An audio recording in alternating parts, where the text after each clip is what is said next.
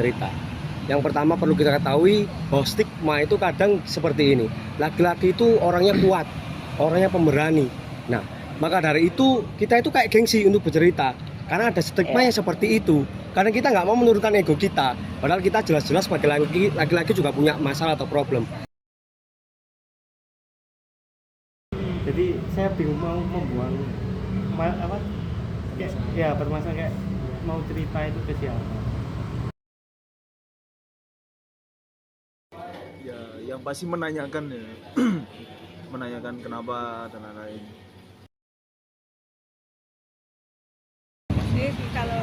Kalau saya, apakah platform itu sangat penting? Ya sangat penting.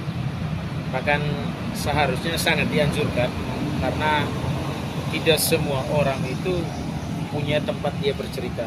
Jadi kalau dengan dibuat secara anonim mungkin seseorang akan lebih berani untuk menceritakannya.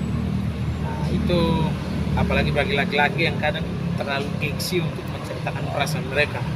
Nah, ini juga berlaku untuk teman-teman perempuan juga, siapa saja.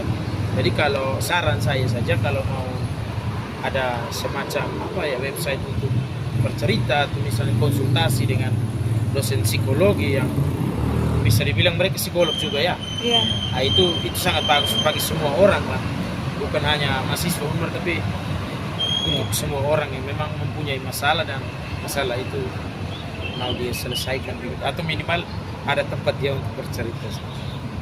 Nah, kita ini enggak ada. Biko banget deh ya, kakak cerita. Silakan dulu. Ini wawancara apa? Tapi dia pasti mau diwawancara deh. Enggak apa-apa. Ayo kan, ayo sama kamu. Enggak, kamu yang nanya. Bentar nyari video tempat yang kamera ndek ndi kene ya.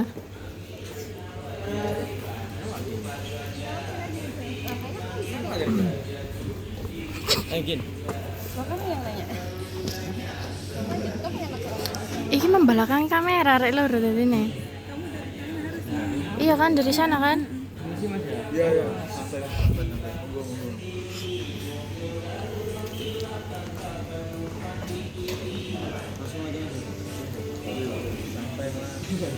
Menurut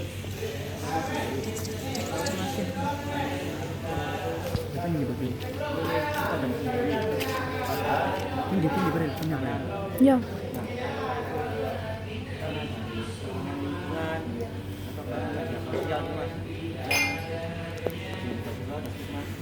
Cowok tidak bercerita dulu.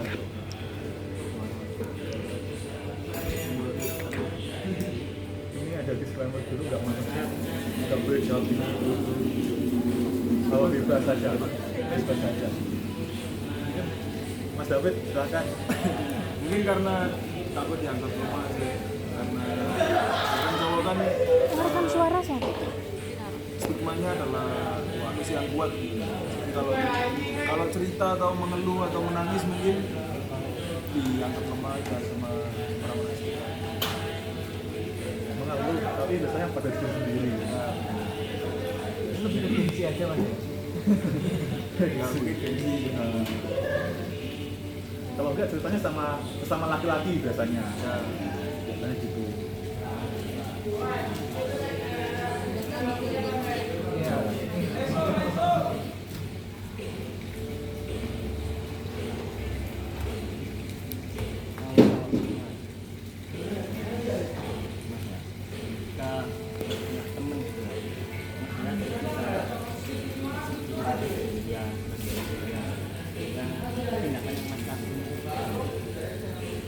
Problem solvingnya ya.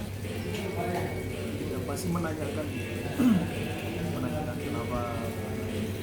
Tapi kan ya itu balik ke orangnya lagi. Kalau cowok itu memang suka cerita gitu. Jadi mungkin bakal dijawab seadanya sama dia.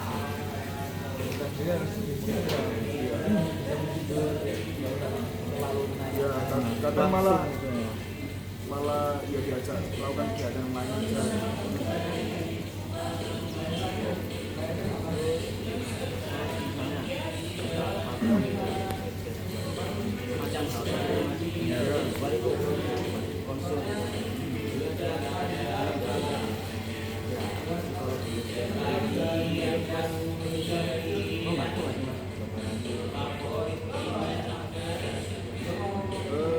mungkin kalau membantu pastinya membantu, cuman kalau efektif apa enggak menurutku tergantung juga sih, karena ya kayaknya cowok bukan tipikal yang kayak gitu gitu, jadi kayak isi ruangnya apa namanya waktunya kita nggak sepandai itu gitu.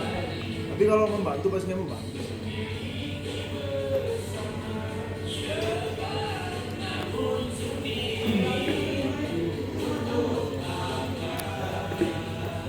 Ya selebihnya sama sih, ya membantu ya, terus efektivitasnya itu jadi yang kan kita kan mobilnya manual kan ya. Nah, mungkin di situ ada mungkin miskomunikasi atau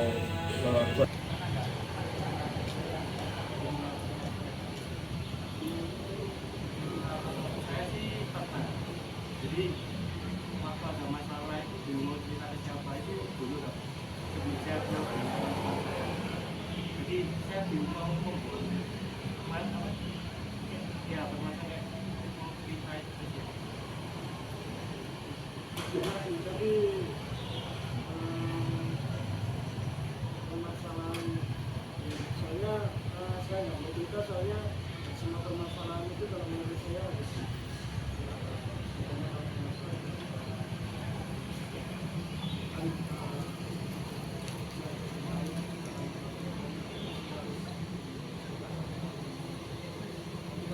masalah ringan-ringan sih setiap hari cerita ya. Jadi juga soalnya teman-teman juga pasti merasakan. Dan saya sendiri kalau cerita masalah problem itu lebih ke Bunda sih. Misalnya Bunda itu kalau menurutku buat teman perhatian.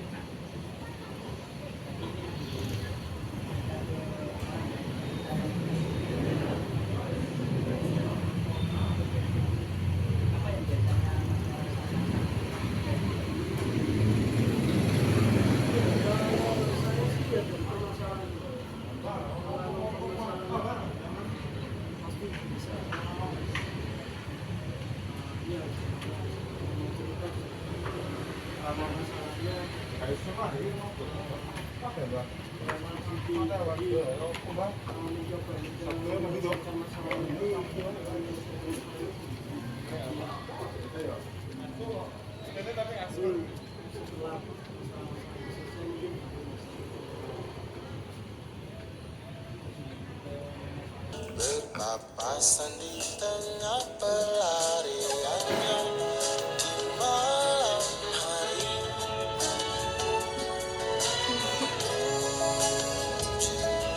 pagi setinggi jurang banyak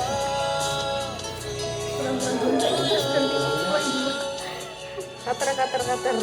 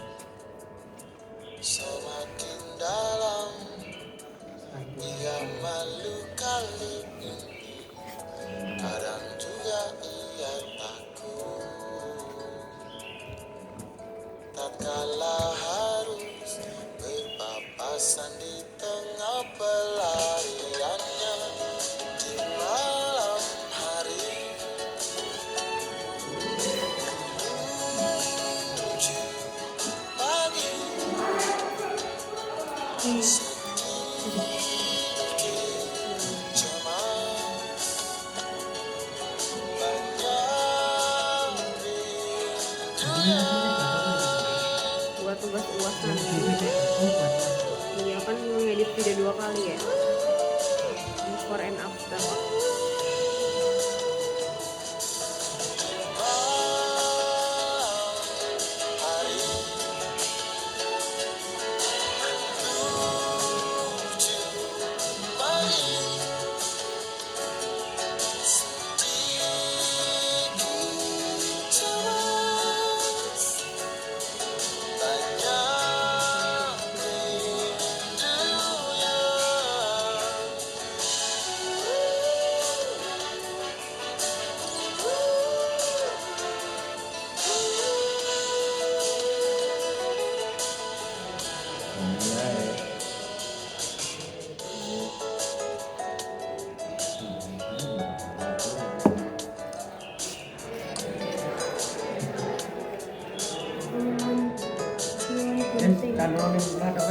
Nih.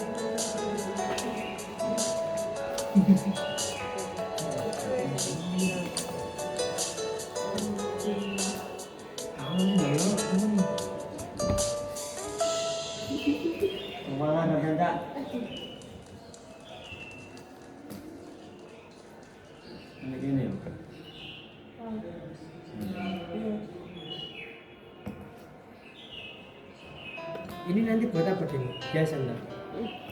Oh udah jadi. Sampai gak ya segini?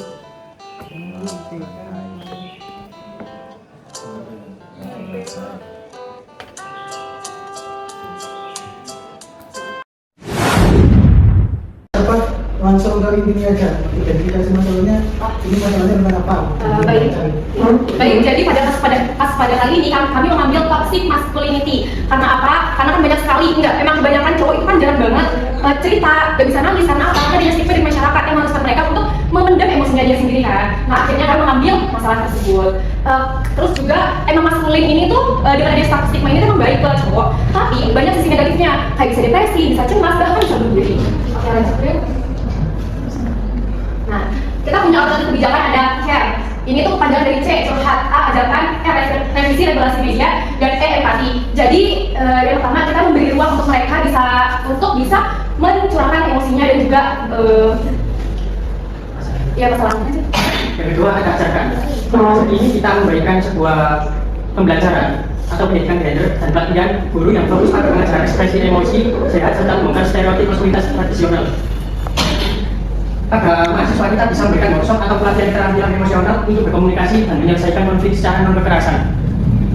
Tentunya adalah empati untuk mengembangkan komunitas seperti struktur saya membuat komunitas itu untuk mendorong diskusi terbuka. Jadi dalam kelompok itu dia itu bisa bercerita tanpa adanya kecamatan atau rasa takut itu, jadi bisa membentuk solidaritas antar teman sebaik itu.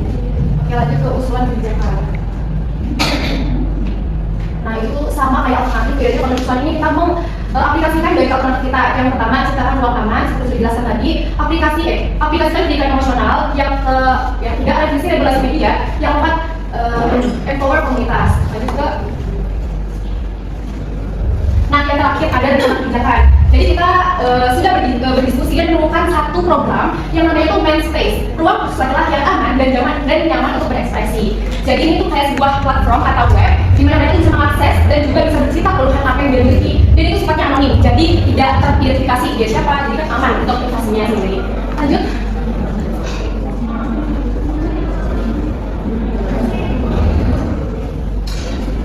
Nah ini ya sama ruang curhat anonim. Jadi dia tuh bisa, jadi kita mengadakan sebuah program di mana kita itu bekerja sama dengan ahli psikolog dari luar dan juga psikolog dari luar. Nah nanti mereka itu sebagai penggerak dari ya seperti jadi misalnya Femas ada masalah, dia cerita ke anak itu. Nah yang kedua ada forum diskusi dan juga support. Ini nggak sebatas kita cerita dengan psikolog, tapi juga kita bisa mencurahkan dan nantinya pasti ada diskusi dari laki-laki lainnya kan. Jadi mereka tuh bisa bertukar pikiran, sebenarnya kita tuh gini gitu. Nah, misal edukasi dan modul interaktif, jadi gak sebatas curhat aja, tapi juga nanti kita buat sebuah edukasi. Jadi kayak membuat video, cowok stigma maskulin itu ini, jadi cowok gak apa-apa gini, nah kayak gitu. Akses konsultasi solusi langsung, nah ini konsultasi dengan psikolog langsung, kampanye dan agenda kegiatan. Jadi biar nanti jalan, kita kan harus ada sebuah program yang mengajak laki-laki lainnya kan. Jadi nanti maunya itu kita membuat sebuah podcast. Nah setiap minggu atau setiap bulannya mungkin 3 kali atau 2 kali itu mengundang 3 laki-laki dari fakultas manapun untuk bercerita dan juga menukar pikirannya. Dan mungkin untuk hostnya dari psikolog ya seperti itu. Nah kita lanjut ke video wawancara dan juga proses pembuatan program ini.